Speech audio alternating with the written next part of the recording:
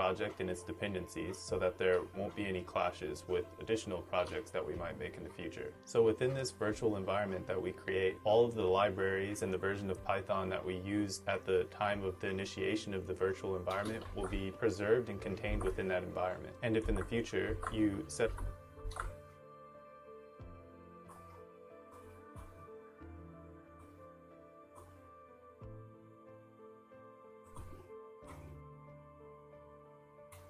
Okay. Okay.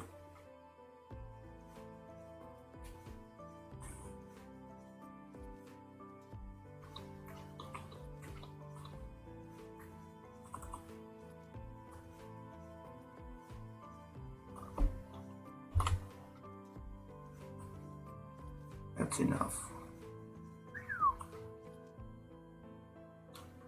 Yeah, I think this is enough.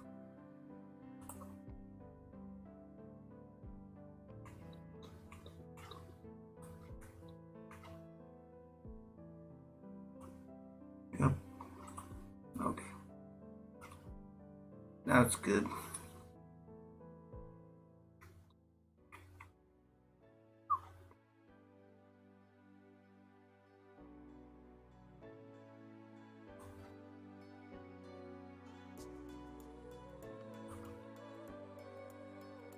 That's good. Still big enough. Still a little bigger. Right. Now it's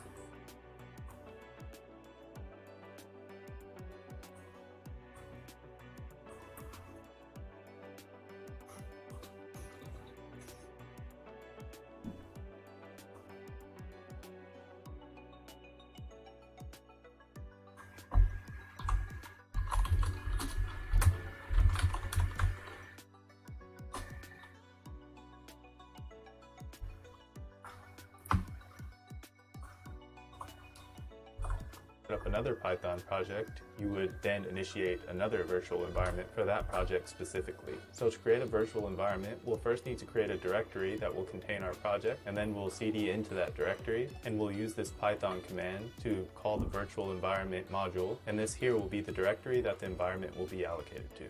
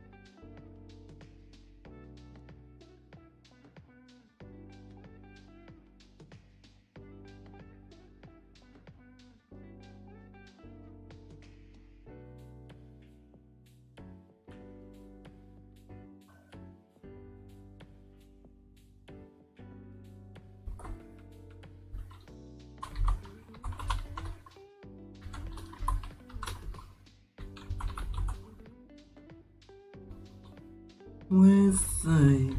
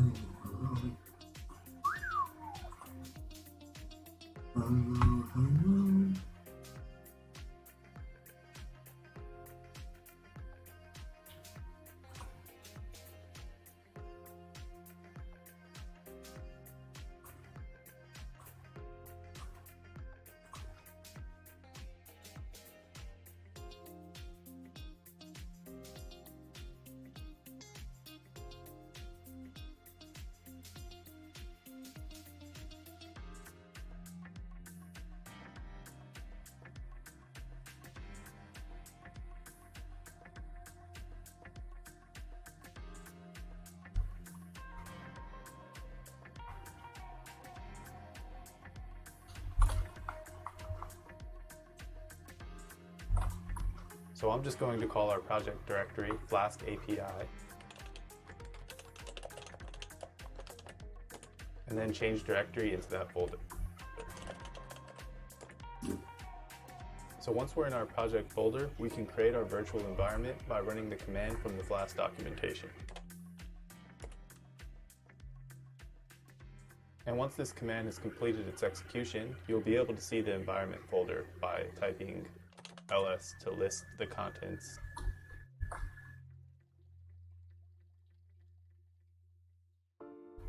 of your current directory. And if you change directory into this environment folder and ls again, you'll see the contents contain more subfolders, but you don't actually need to worry about what all of these are currently. Just know that whenever we install it, and we can double check that if we ls this bin folder, so we can see although we're here, and now our virtual environment should be activated.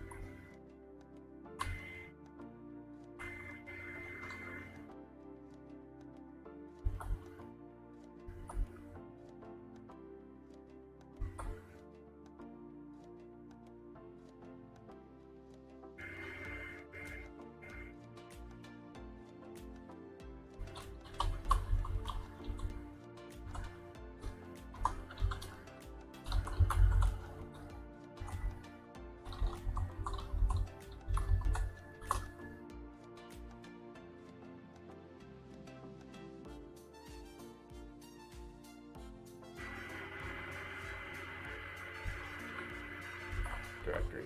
And if you change directory into this environment folder and ls again, you'll see the contents contain more subfolders, but you don't Python, see our Python, and now we're back in our project directory. So now that we've installed our virtual environment, we now need to activate our virtual environment, because currently, although we've installed the, and now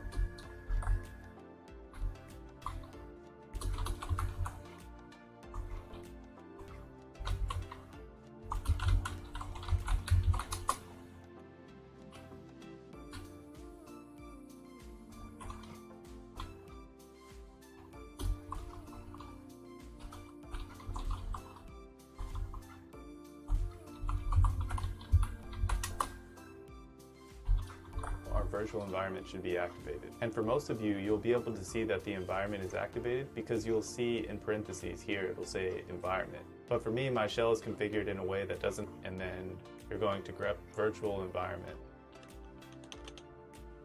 And if you type in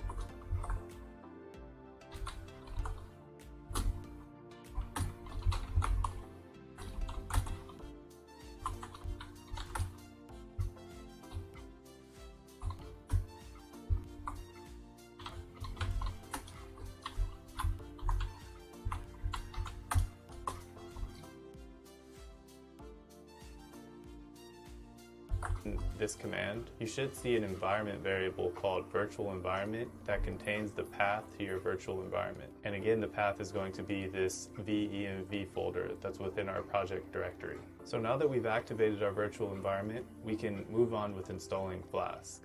So to install Flask, we just need to use pip and run this command pip install Flask. So we can just copy and paste that, and then with our virtual environment running, we can just run pip install Flask. And if you get this warning down here that says that your version of pip needs to be upgraded, you can go ahead and run this command here.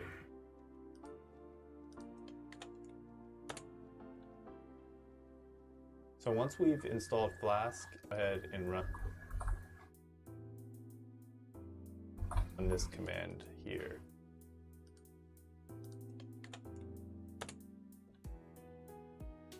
So once we've installed Flask and we've updated pip if necessary, we can kind of get an idea of how this virtual environment is working if we ls our virtual environment folder once again, and then ls this bin folder, which contains the binaries that we can use within this virtual environment. And now you'll see that within this bin folder, we'll have a Flask binary. So now whenever we're running this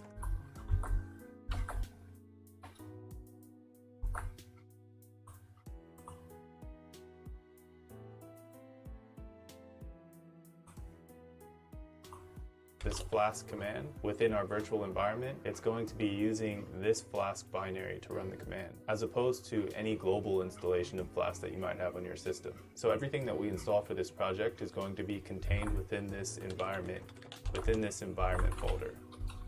It It should be noted that in a real production application, the structure of your code will likely be different depending on the size of the application.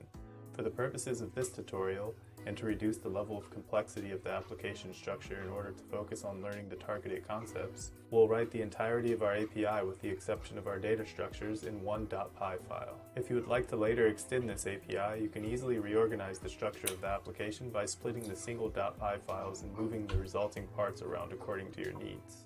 So we'll create our main file for our API and we'll call it server.py. And just a quick note, throughout this tutorial I'll be using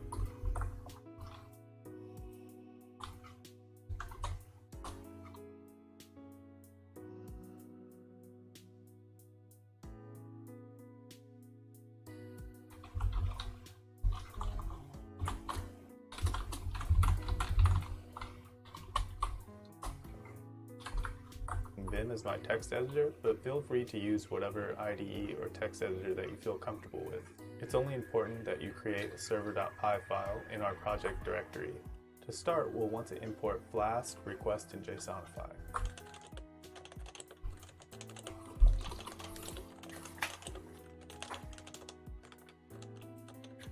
And we'll want to create an app variable that points to a flask instance. And if we take a look at what this flask object is actually doing, we'll see that this flask object implements a WSGI application and acts as the central object. It is passed the name of the module or package of the application.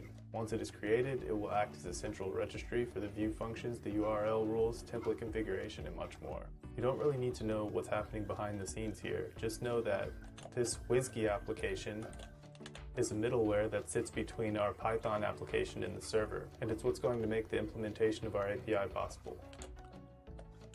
So we can go ahead and add a comment here that just says app. Next, we'll want to set up the database configuration to our application. So we can add configurations to this app that we just created by adding them to this configuration dictionary that's already a part of our app instance. So if we go to the definition here, we can just see that the configuration dictionary behaves exactly like a regular dictionary, which means that if we wanted to add a key for our database,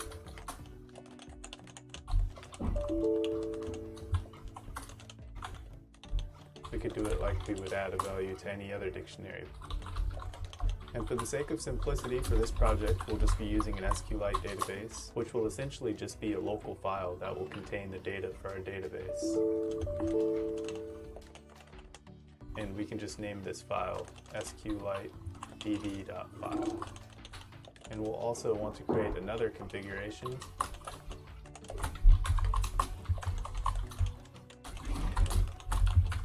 which we will just assign the value 0.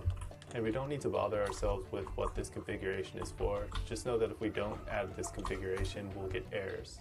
And that's about all of the configuration that we're going to need to use a local file as our database. We'll also need to make some additional imports.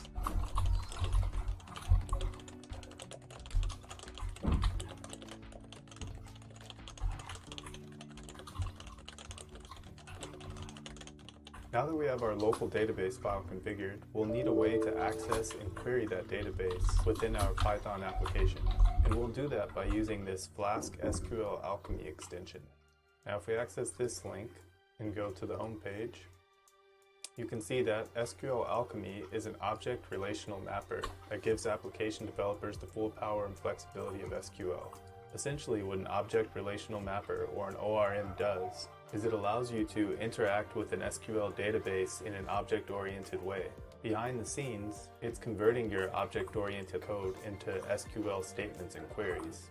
So Flask SQL Alchemy just makes SQL Alchemy more compatible with Flask applications. And the way this essentially is going to work is we're going to create classes that represent the tables in our database. So for example, if we have a table for users, with an ORM, we're going to create models for each table, and a user table in class form would look something like this.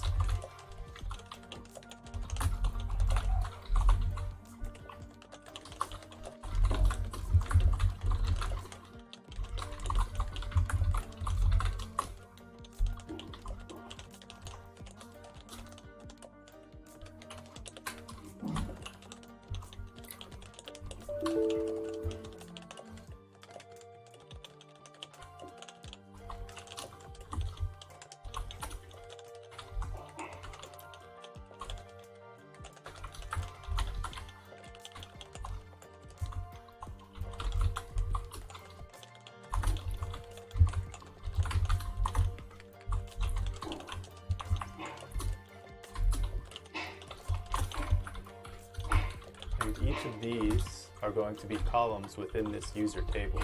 And for each column, we'll have the data type for the value. And in the case of strings, we'll have the maximum number of characters.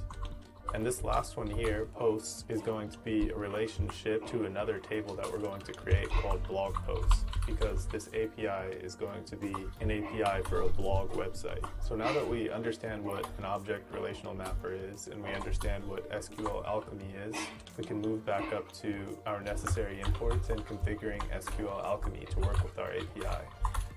So we're going to need to import SQL Alchemy.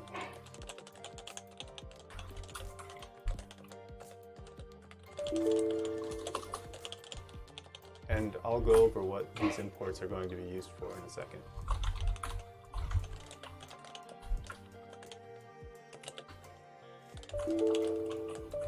And we're going to need to add one more configuration because by default, SQLite doesn't enforce foreign key constraints. So we're going to need to add an additional section here to configure SQLite 3 to enforce foreign key constraints.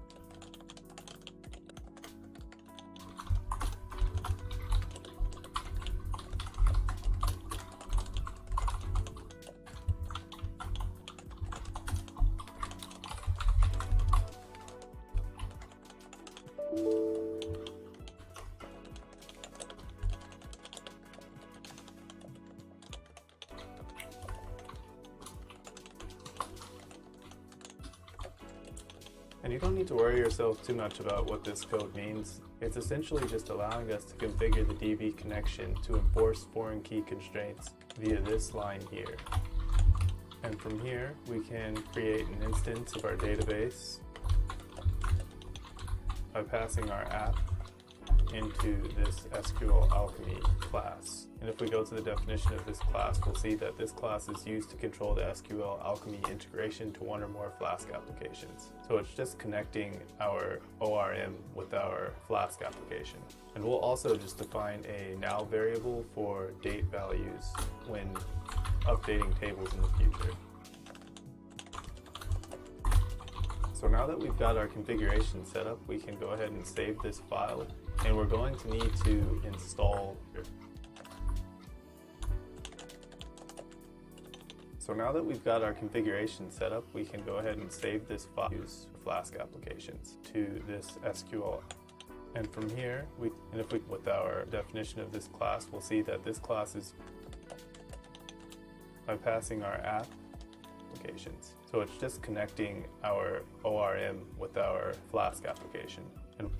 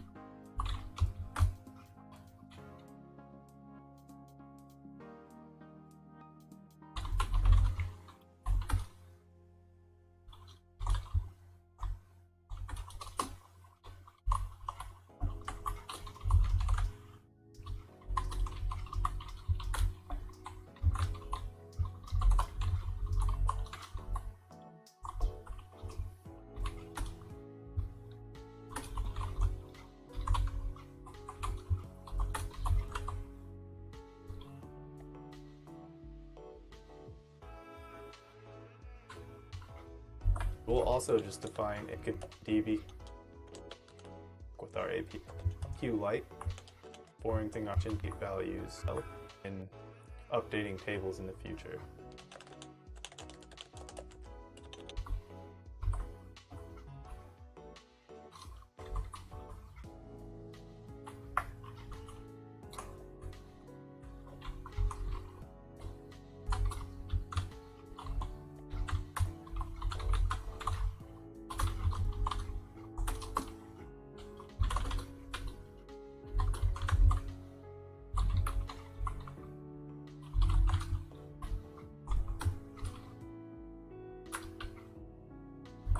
So now that we've got our configuration set up, we can go ahead and save this file.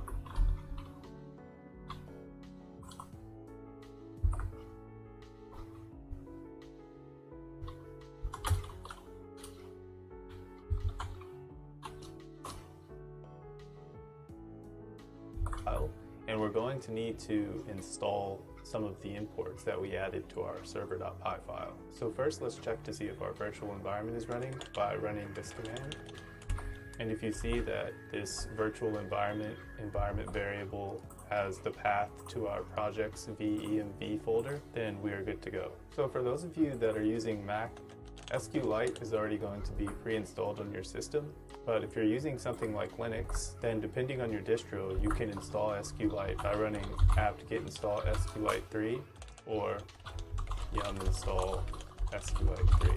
But again, you're going to have to look into installing SQLite for your particular system. So we can go ahead and do python server.py and we'll get errors. So here it says that no module named SQL Alchemy, of course, because we didn't install it yet. So, and really quick, let me just clarify something really quick. So if we go back into our server.py file, You'll see that we're importing from SQL Alchemy, and we're also importing from Flask SQL Alchemy. So the only reason we're importing from SQL Alchemy as opposed to Flask SQL Alchemy here is because we need to configure SQLite to enforce foreign key constraints, and we need to use this event and this engine from SQL Alchemy to actually make this configuration work.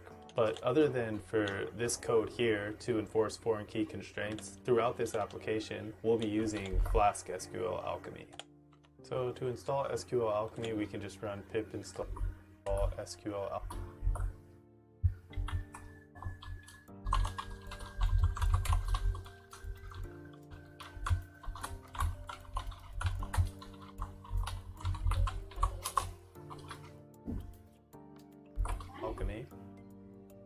And if we attempt to run our server again, we no longer get the error for no module named SQL Alchemy, but now we get the error for no module named Flask SQL Alchemy.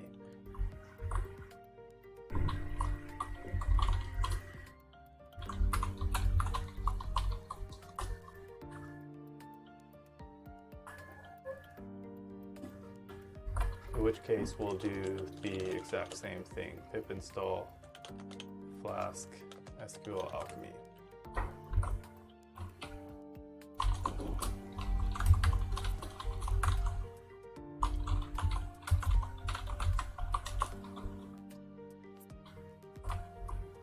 Now if we do the same thing, and for some reason we're getting the error that I was telling you about when we added that additional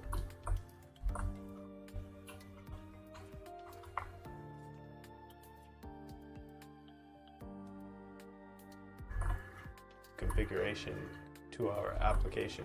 So we set this SQL Alchemy track modifications to 0 for false.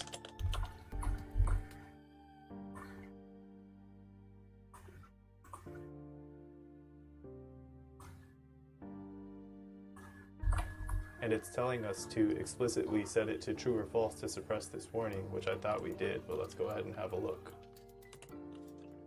And let's go ahead and see what it's saying.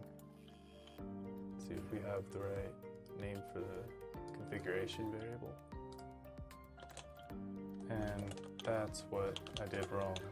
I had SQL track modifications instead of SQL Alchemy track modifications. So we'll go ahead and save that.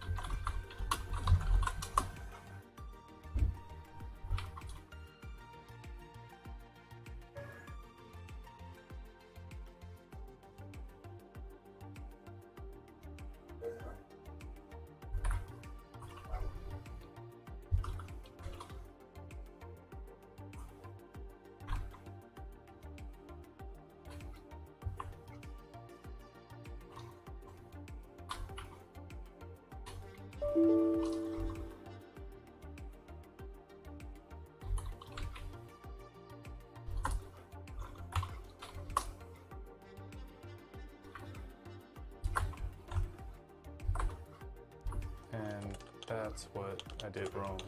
I had SQL track modifications instead of SQL alchemy track modifications. So we'll go ahead and save that. Exit this and let's try this again. And there we go. All of our dependencies have been successfully installed. So let's go back into our server.py file. And from here, we can move on to creating our additional database model. So this API is going to be a blog API. So the two database models that we're going to need is this user model that we have here. So we're going to create a user table, and we're going to create a blog post model, which is going to be a table for blog posts. And we'll do that by doing class blog post. And it's going to take in db.model.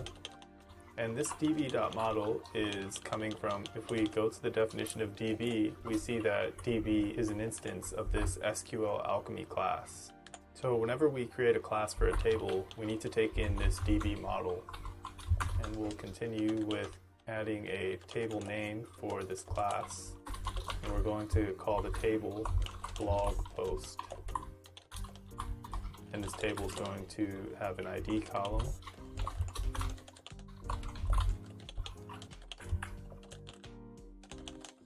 Which is going to contain integer values.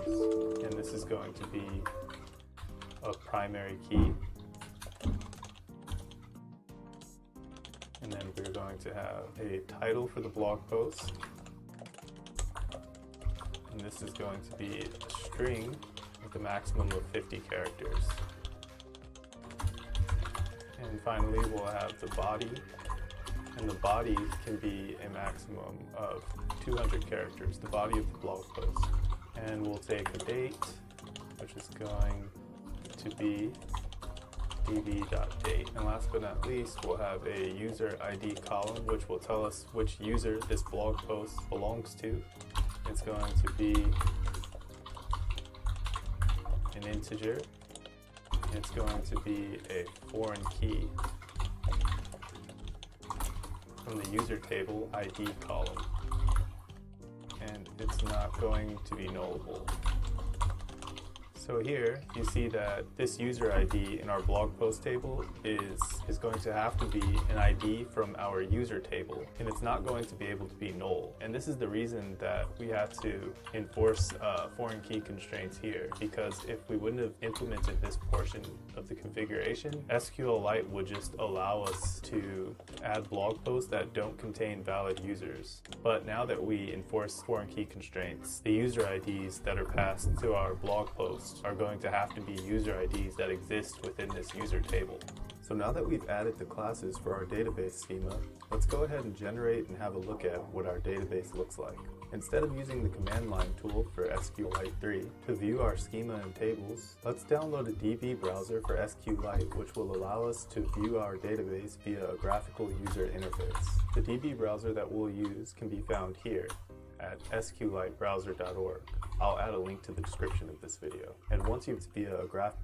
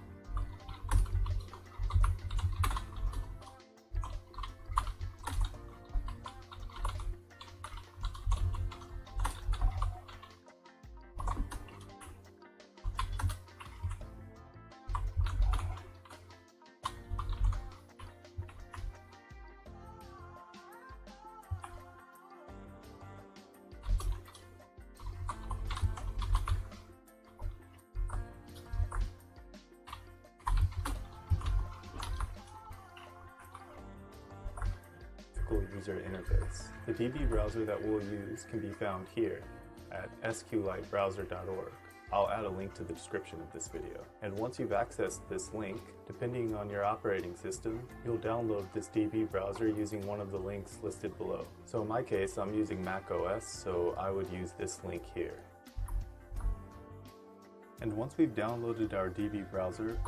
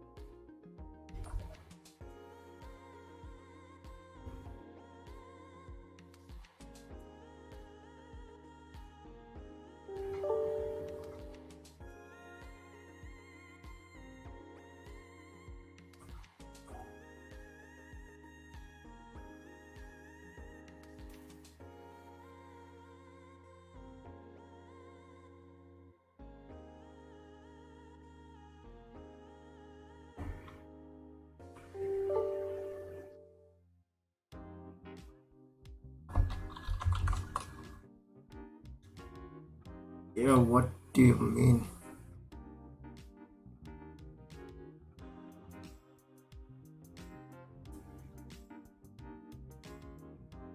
What? What? I don't get it.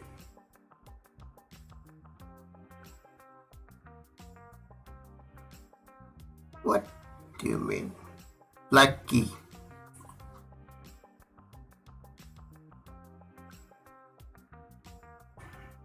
Not like this.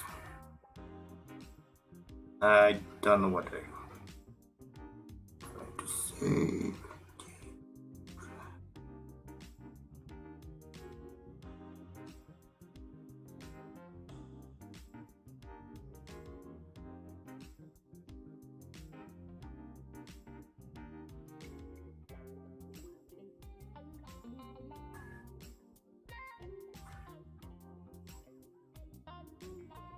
Lucky.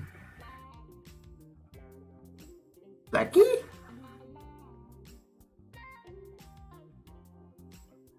I don't know what the hell are those others using him.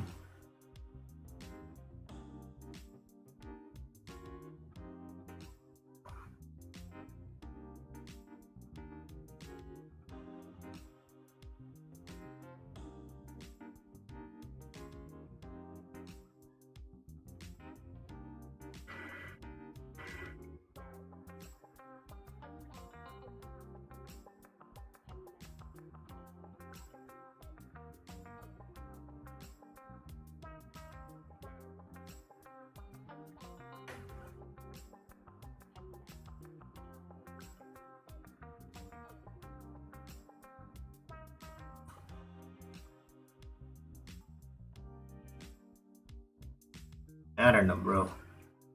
You came, you went. And now I literally think I'm talking to nobody. Not like this. Yeah, I'm trying to decode that. What does it mean?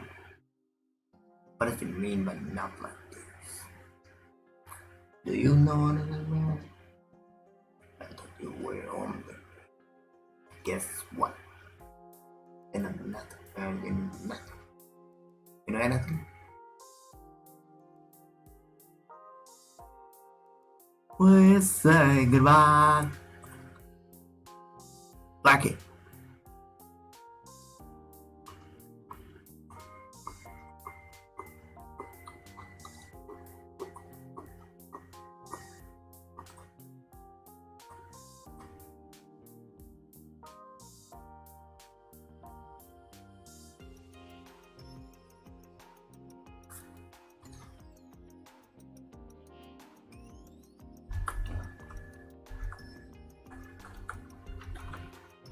We can actually generate our database. We can do this by running the Python shell from the command line and creating our database tables based on the models that we've created. So we can go ahead and save this file and exit. And let's clear this. And to run the Python shell, all we have to do is type in Python. And to generate our database, we want to import the SQL Alchemy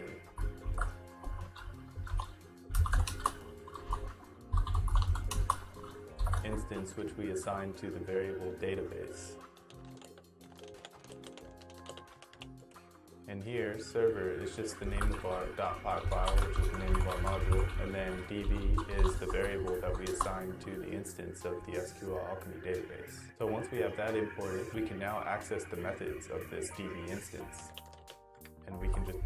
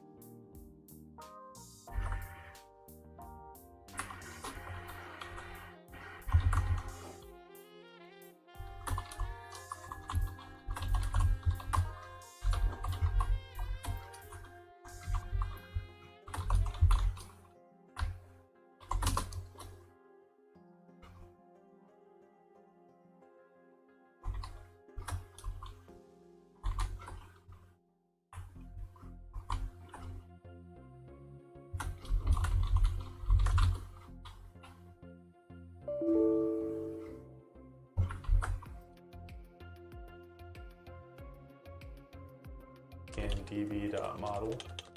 And this db.model is coming from, if we go to the definition of db, we see that db with adding a table name SQL Alchemy class. So whenever we create a class for a table, we need to take in this db model. And we'll continue with adding a table name for this class. And we're going to call the table.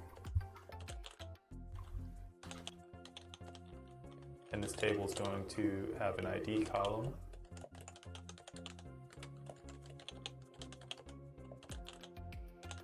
We'll have a not go user table configuration.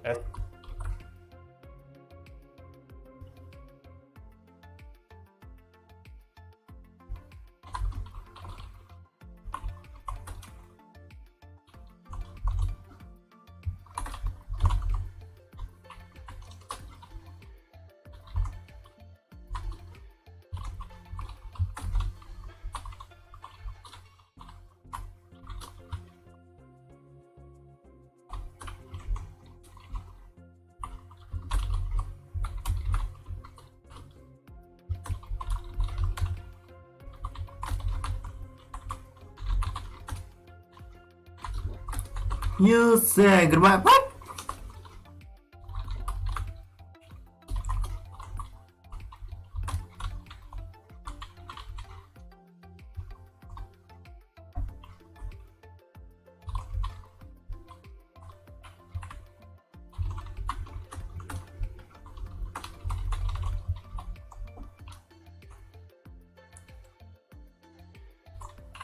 What?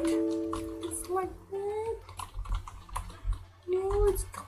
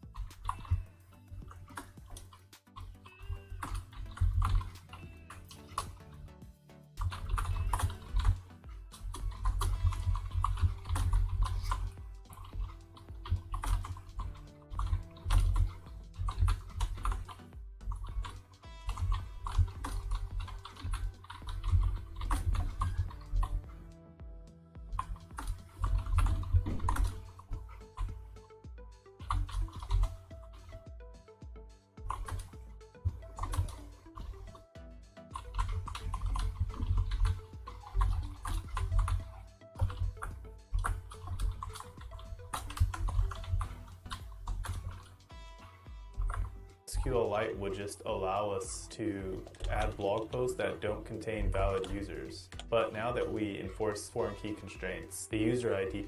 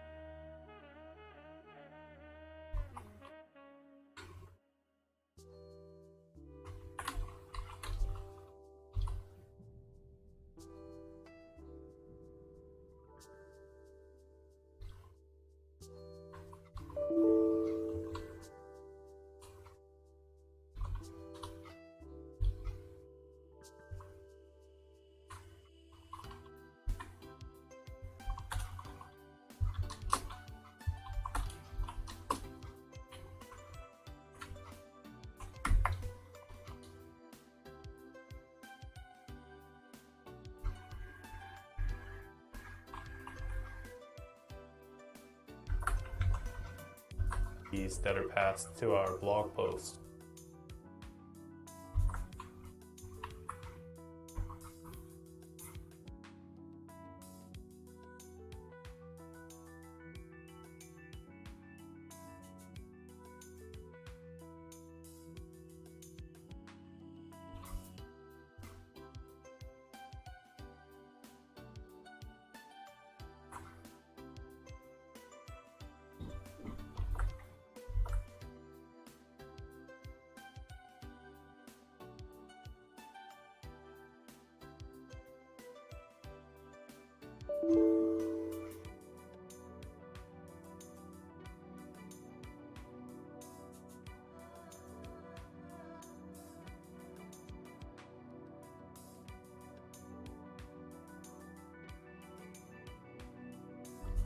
Are going to have to be user IDs that exist within this user table. So now that we've added the classes for our database schema, let's go ahead and generate and have a look at what our database looks like. Instead of using the command line tool for SQLite 3 to view our schema and tables, let's download a DB browser for SQLite, which will allow us to view our database via a graphical user interface. The DB you can browser is going to be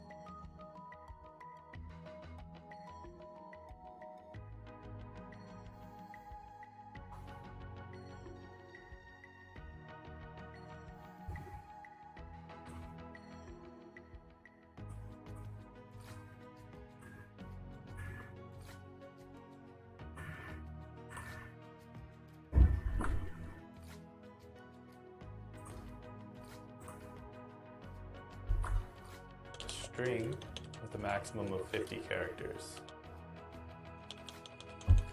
Make a date, this blog post database in DB that we assign to the instance of the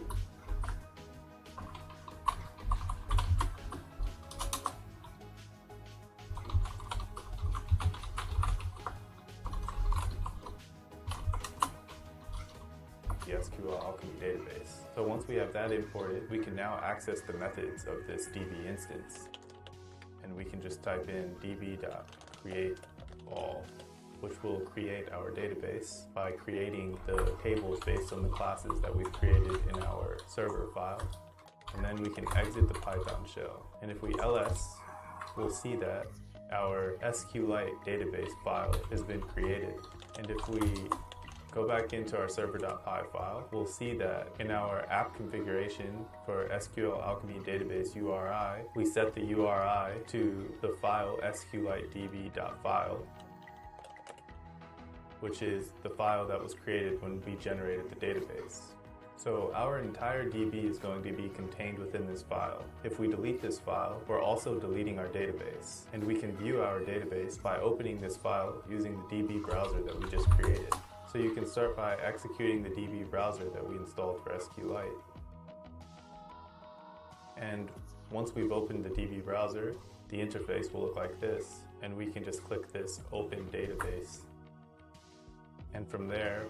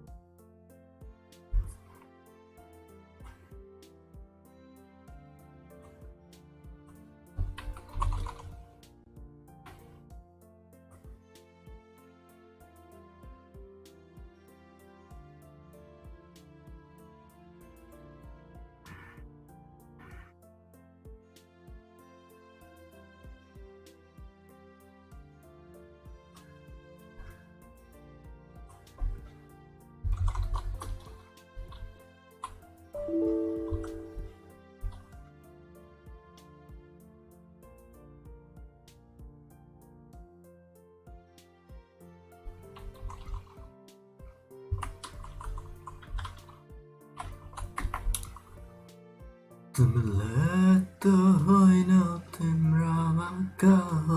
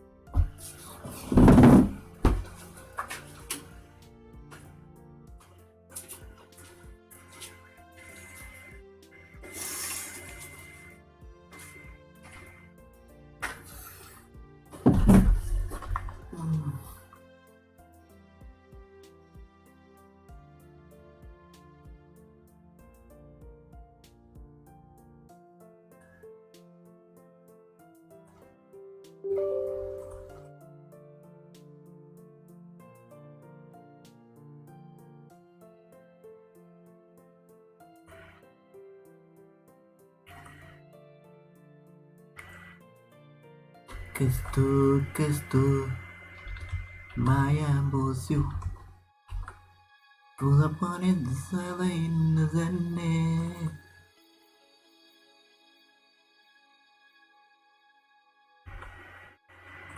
we can make our way to our project directory, flask API, and we'll see our SQLite DB file here, and we can just select it and click.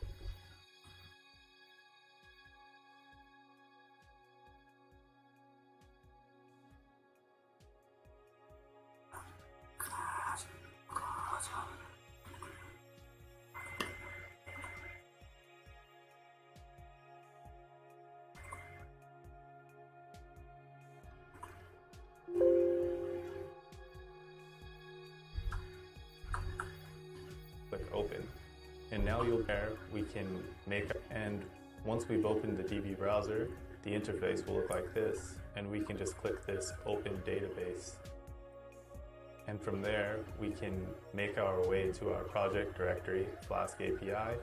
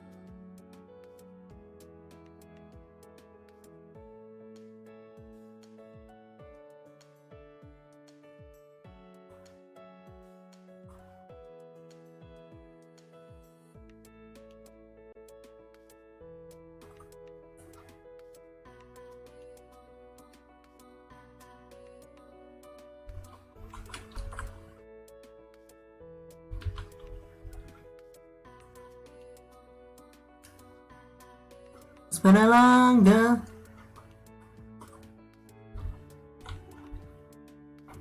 So hello, my friend.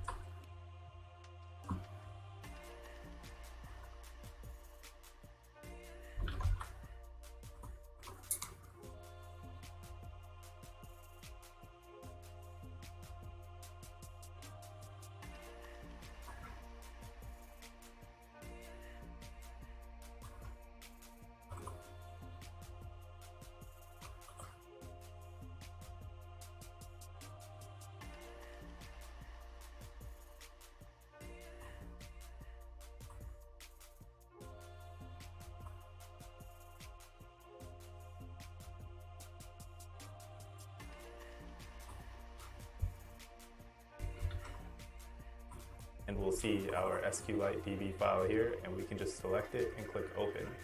And now you'll be able to see both of our tables. And if we expand this, we'll see all of the columns for our table.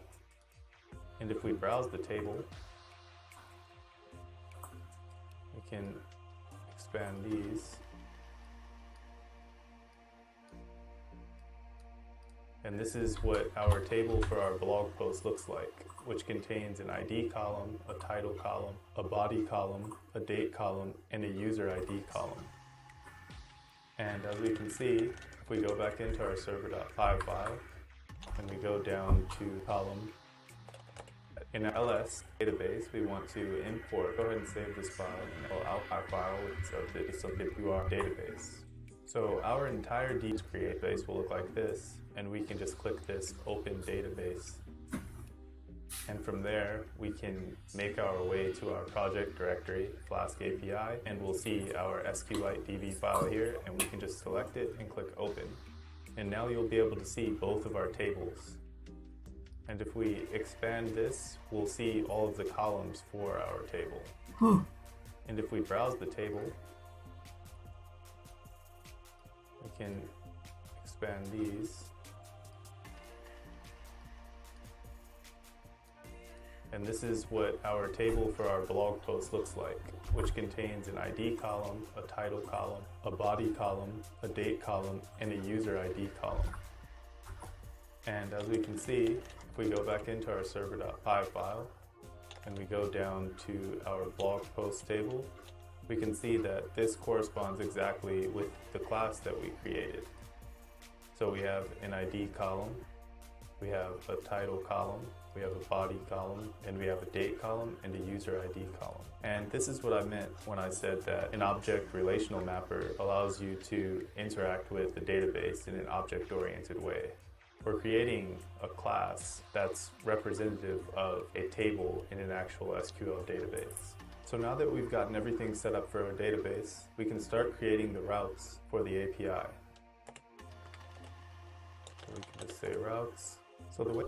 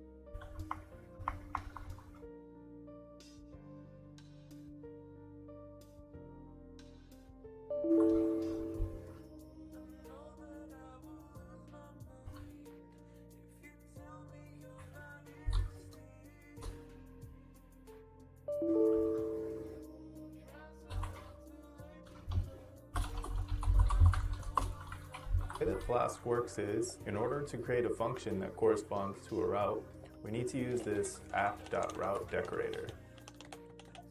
And within this decorator, we need to pass the rule and the methods. And this first one will be a post. And in this route, we're going to define a function to create a new user. And for now, we'll just pass, because we're just setting up the skeleton for the application. So if we go to the definition of route user, and for now, we'll just pass, because we're just setting up the skeleton for the application.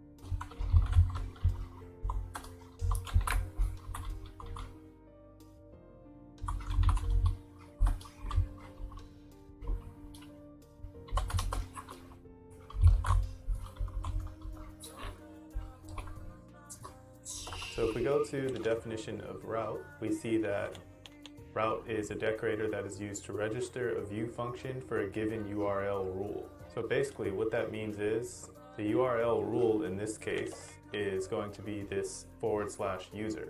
So whenever this /user is appended to our URL, the request is going to be routed to this particular function for create user, if it is a post request. So what we're going to do is we're going to create a couple of these routes, and they're all going to serve their own individual purpose. And we're going to create the route function for each of these individual routes in future videos. So for now, let's just create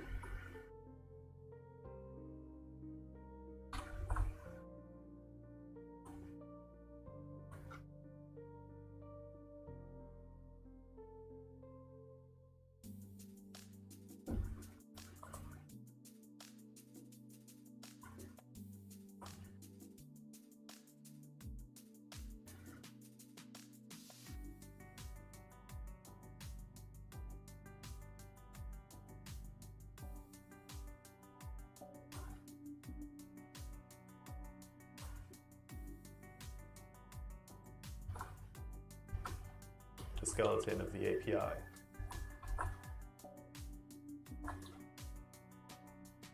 So this rule is going to be sending ID. And right now you don't need to bother yourself too much with what each of these individual routes and their functions are going to do, because we're going to get to them in future videos. For now, we're just creating the skeleton of the application. And this one's going to use the get method. And the function is going to be called get all users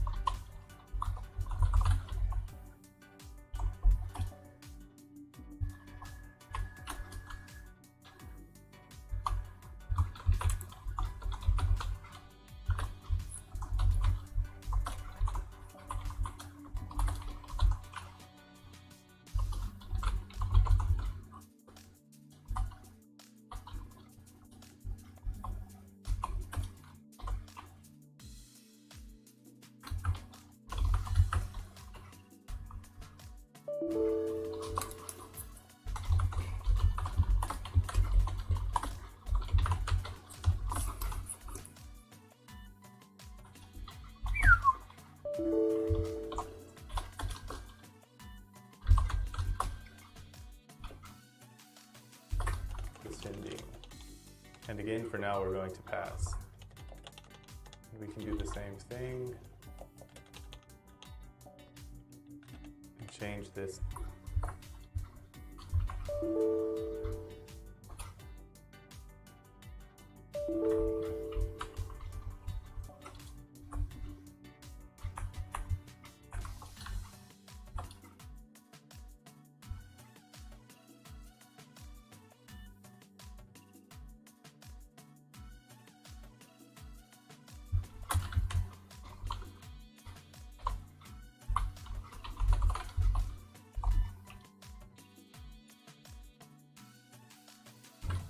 To sending ID, and it will also be a get method, and we'll change this to sending. And again, right now, don't bother yourself with what each individual route is going to be used for right now. So this here, where we're adding in this user ID, this is just going to allow us to pass a user ID to our path, and then we'll then be able to use this user ID variable within this function.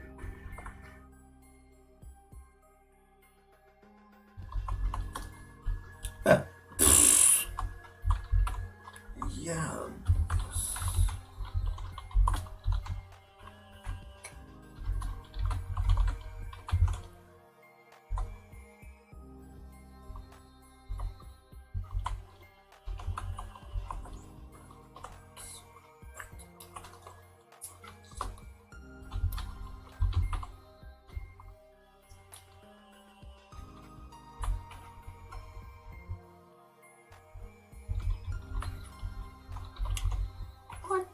we doing this?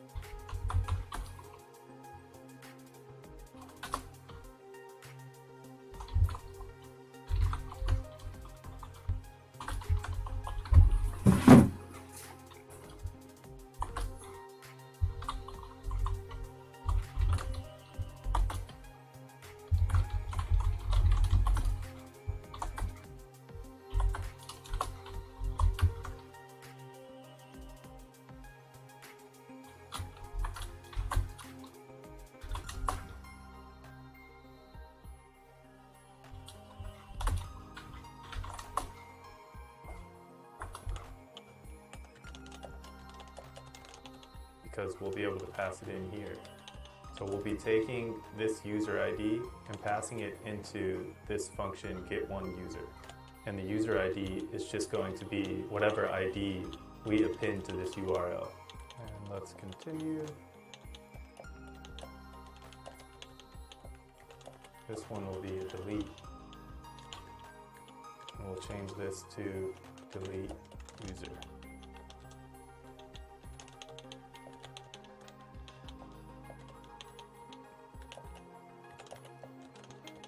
And here, we're going to create a blog post for a specific user ID. So we're still going to pass user ID to the function, and we'll change the name of this function to create blog post.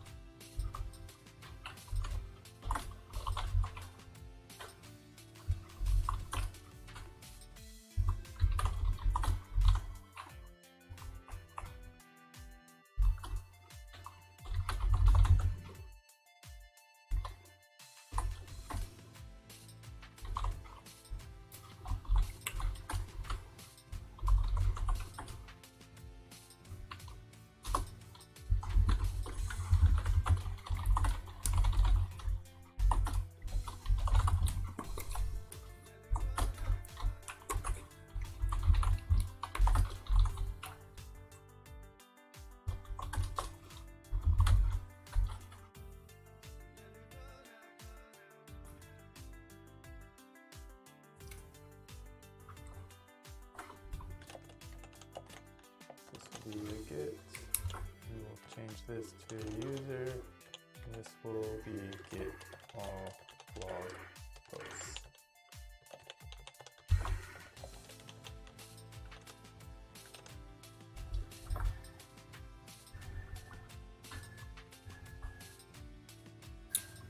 Let it go. Let it go.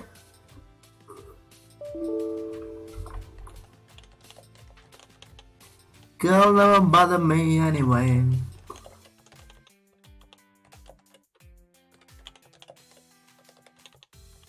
Why am I writing this?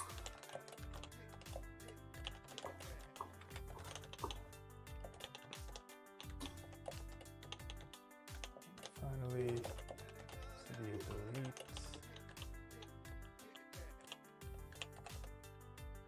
delete log post. And that'll be it for our routes. Okay. Good.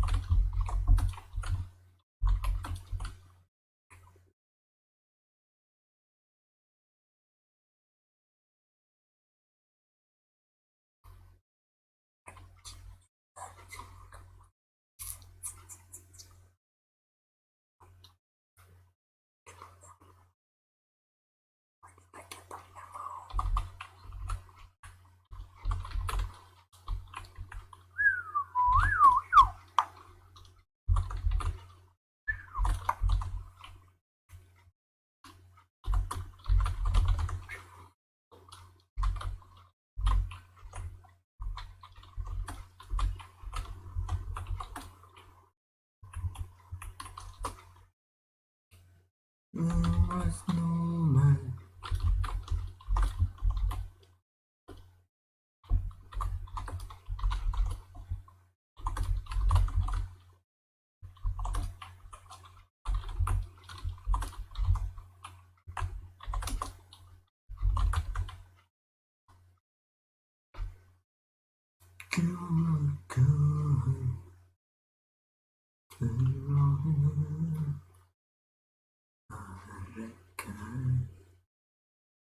Ding, ding, ding.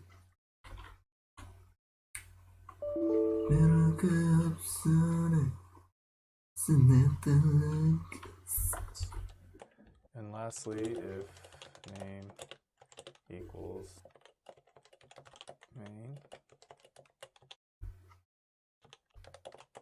app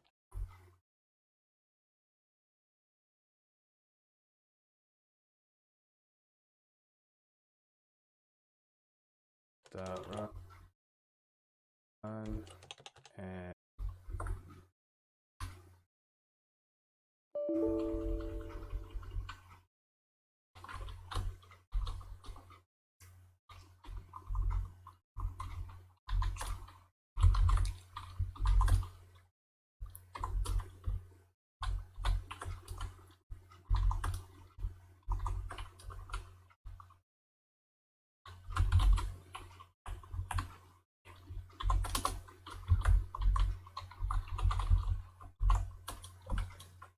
we want to set debug equal to true. And all this is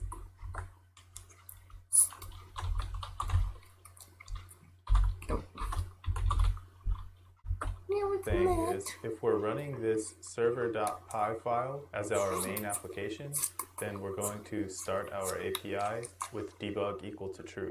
And what do I mean by if we're running this server.py file as our main application? All I mean is, if we're running it as our main application, on the command line, we would type Python and then server.py. So we're running this server.py file as our main application. Then this internal variable is going to be set to equal main, because that means that this is our main application, because we're running this file directly as our main application when we pass it to this Python command. So now let's save this and let's go ahead and run this and see if we get any errors. And as you can see, our server is now running and debug mode is set to on, and our server is running on localhost port 5000.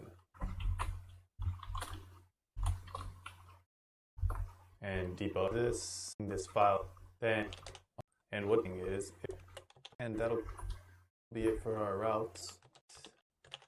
It's just going to put each of these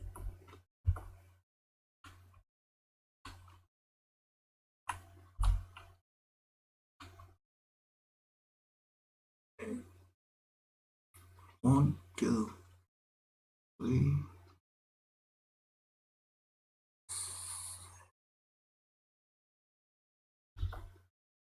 get method in for now being 1, 2, 3.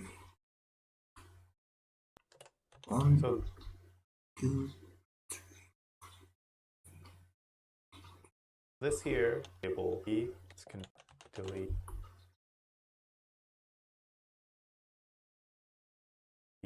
function 1, 2, 3, 4, 5. finally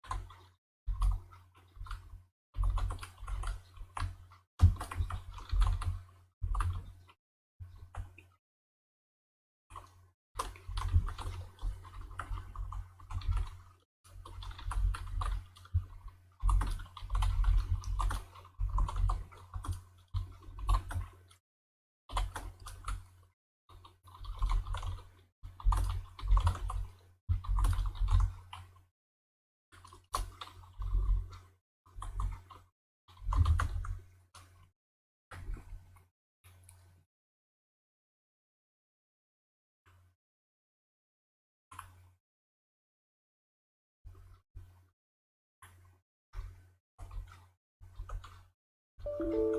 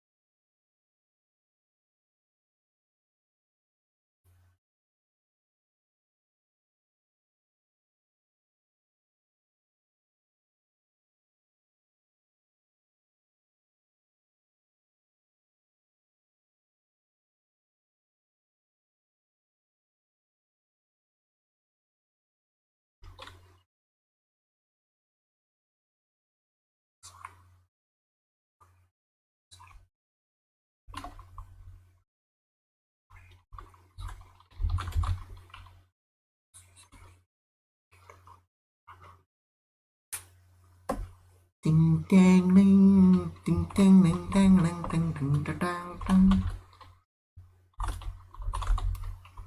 ding dang ding dang.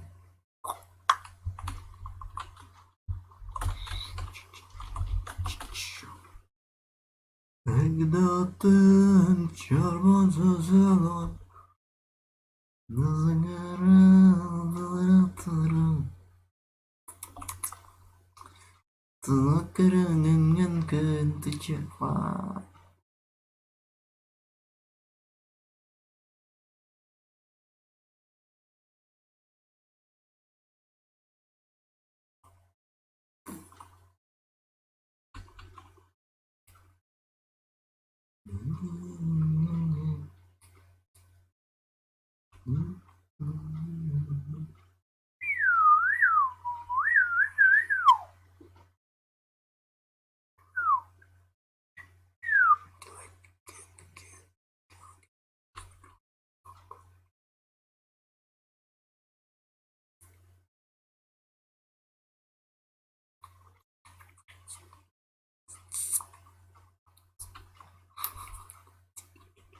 No, it's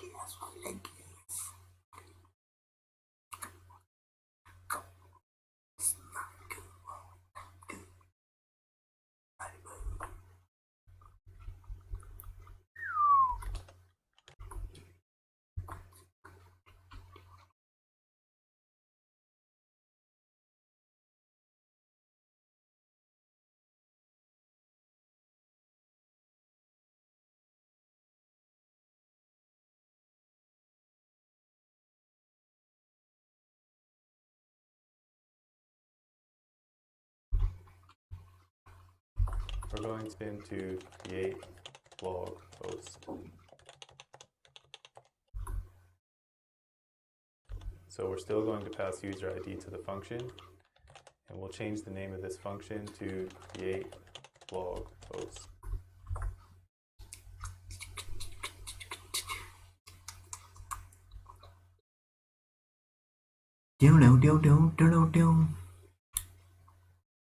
सनम बेकरार होए मेरा दिल कम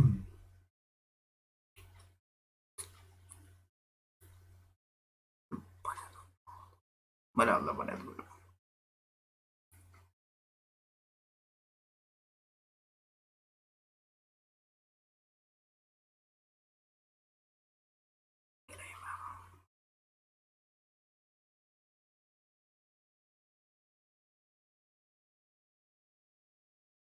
Bloody bird. Have a look.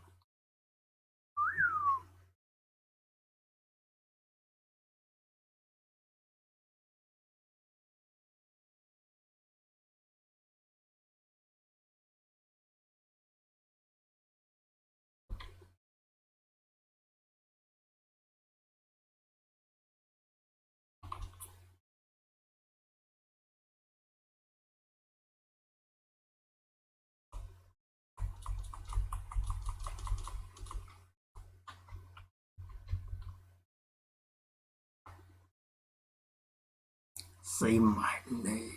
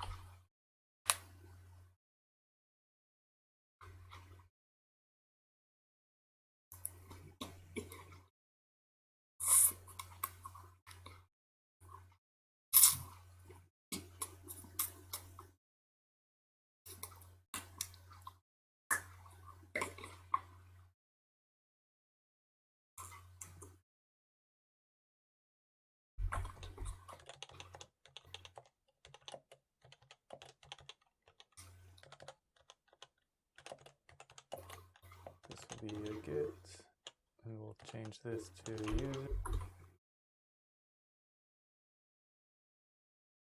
Let's save this as we're running this file directly as our main application when we pass it to this Python command. So now let's save this, and let's go ahead and run this and see if we get any errors. And as you can see, our server is now running and debug mode is set to on, and our server is running on localhost port 5000.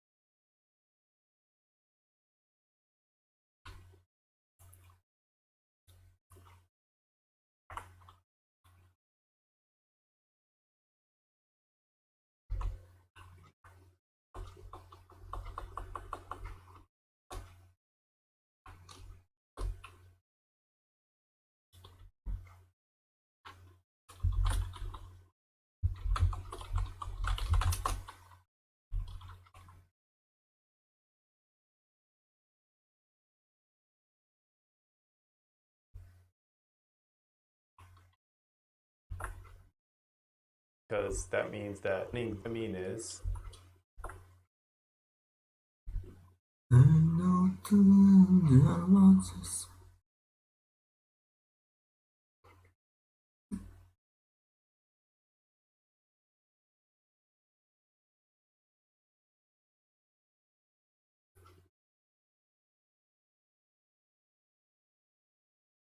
It's laughing about that? What was they have to laugh at that? What interesting. Oh my god.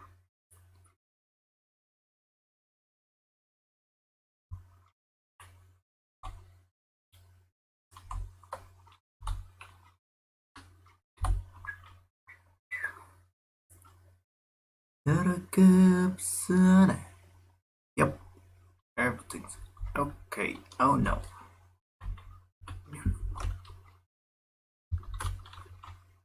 Yep.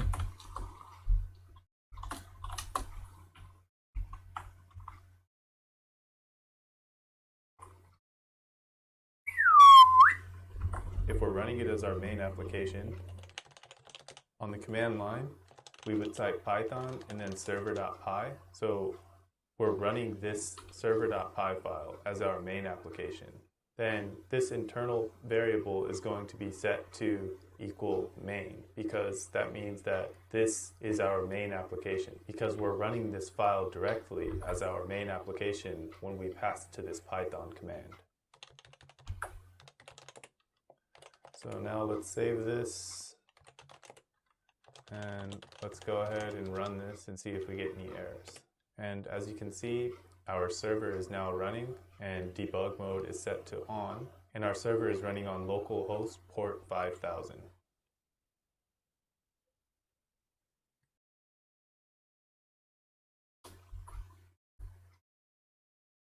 Before we get into linked lists, let's start by adding the functionality to our create user route.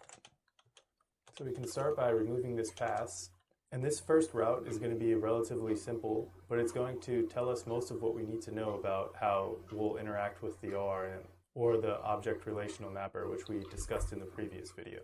So we can start by creating a variable.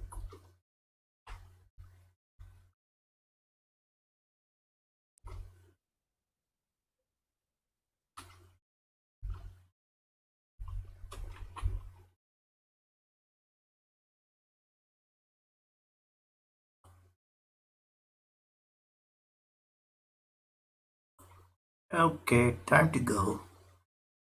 We say goodbye. Or I can, if there is someone, I can still be here and I can host something like. Yep, I'm gonna do this.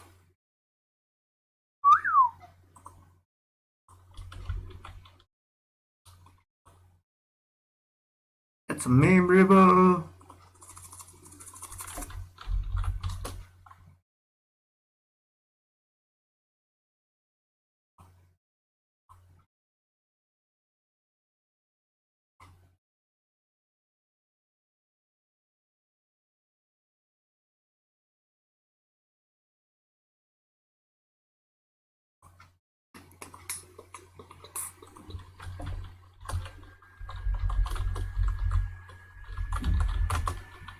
It's a memorable.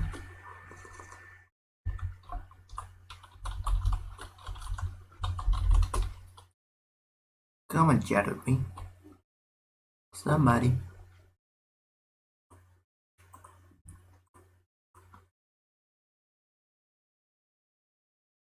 Okay, talk with you.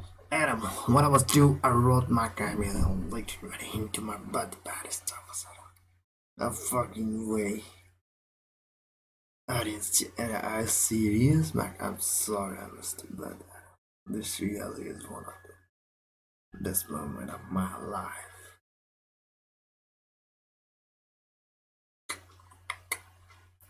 Bad pickup line. Hi.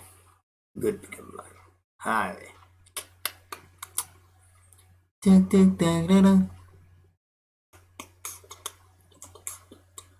We can dance if we want to. Oh, that's a little one. We can dance if we want to.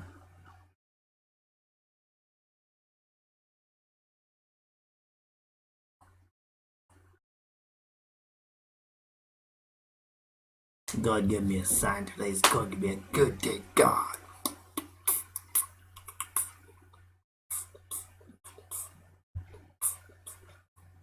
Really quiet since I could learn about this guy. Can you minute right?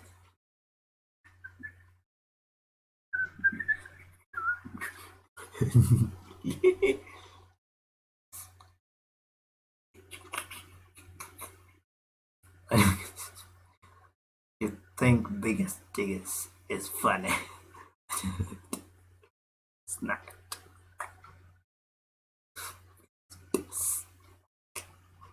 Other names to Josh I didn't go to Nebraska is Dr. 31 fucking coward.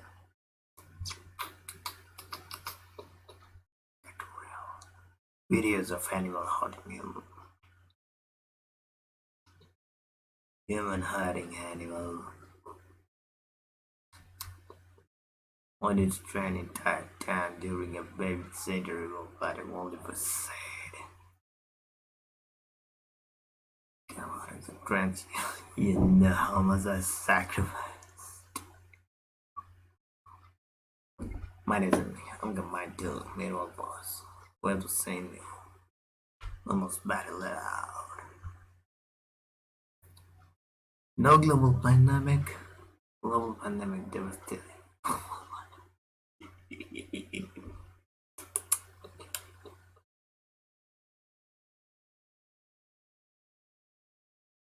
Percent from half of all lives. Almost everyone in Africa. The population in Africa the day before the current day was yesterday. In Africa, when a dog crosses the street, it means the animal is going. It doesn't matter if you guessed it as a bicycle. At the end of the day, it's night. Not to thank me. Every tea's a good job's a good pay, but not every tea's a suit tease because some are actually rude. Nuclear explosion was British test. Planes forced to land at China may be using sea to hide its submarine. In Sweden, it is forbidden by the law to be criminal. Africa is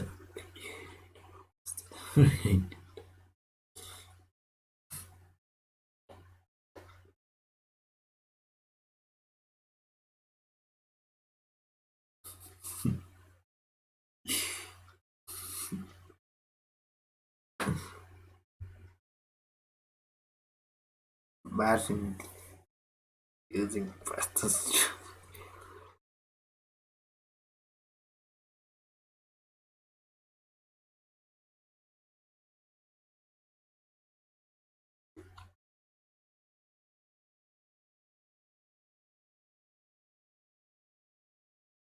So good.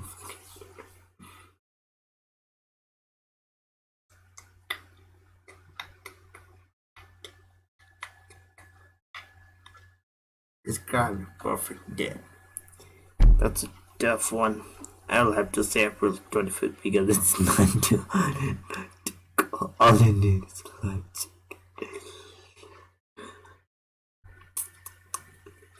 Federal agent raid guns fines wipe. Diana was still alive hours before she died. Statistics show that teen pregnancy dropped after age 25.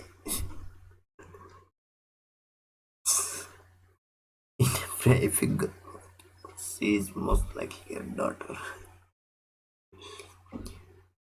It gets.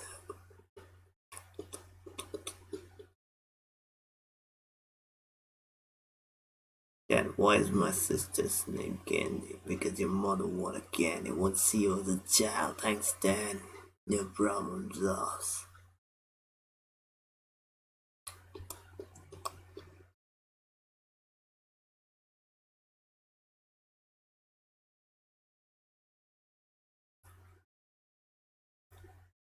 But Johnny the Dolphin on again. NASA fixes Mars landing by telling it or devil. A battle of the legend.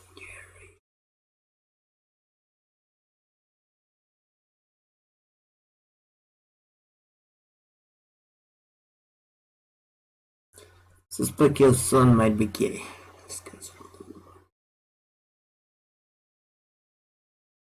Yeah, my son is not gay.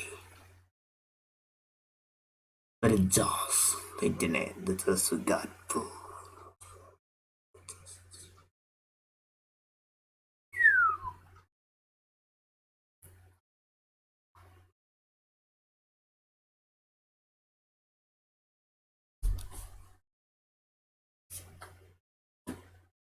What? Wanna play it? What? City said the city. Dun, dun, dun. Championship. People trying to do their jobs fight with internet points. Can you get dragons like this? Well, no, we have dragons like this at home. Dragons like this at home.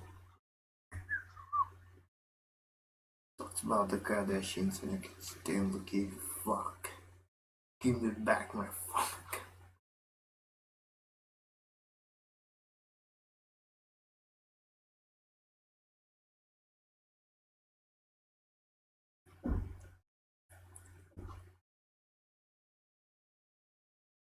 I see no jokes around here other than me. How you want the just fight?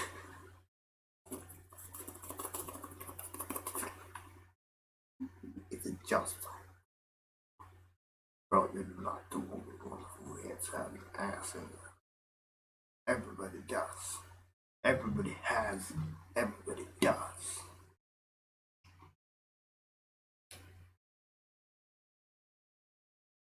So, what will be your ideal home? Except with Adams, that match for next Karen. What is LGBT?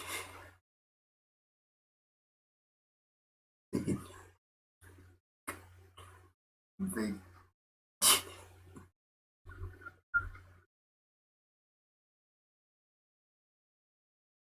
and app up. No film. But to celebrate. But yeah.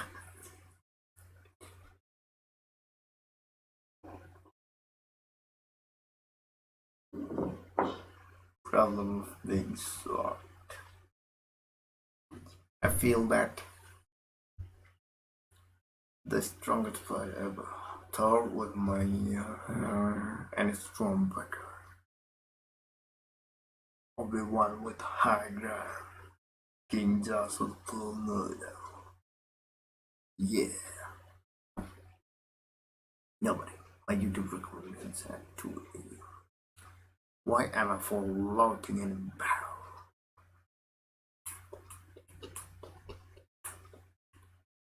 Naming a child after a fictional character. Headache Galaxy. I was scared. I had you with every ounce of being. Naming a child after the most legendary warrior of all time. I'm so proud of you, Jules. Time flies.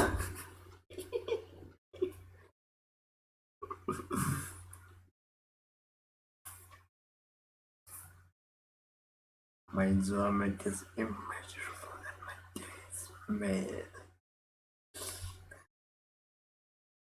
I walked past my cat twice before realizing it wasn't my cat. Josephine. When you had dozens of games to play but none of them sound fun at the moment.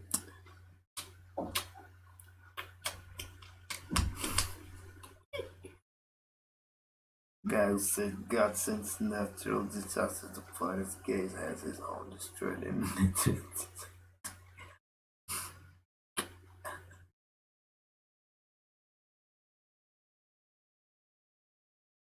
Sticks everywhere, me. Well, that's rare. It is. It is very rare. Thank you. The reason people came to the dust fight like not the area filter already is because people knew they probably wouldn't get sad and sad. Thank you. I'm holding a petition to make this the new man I cannot admit. All the said it actually worked.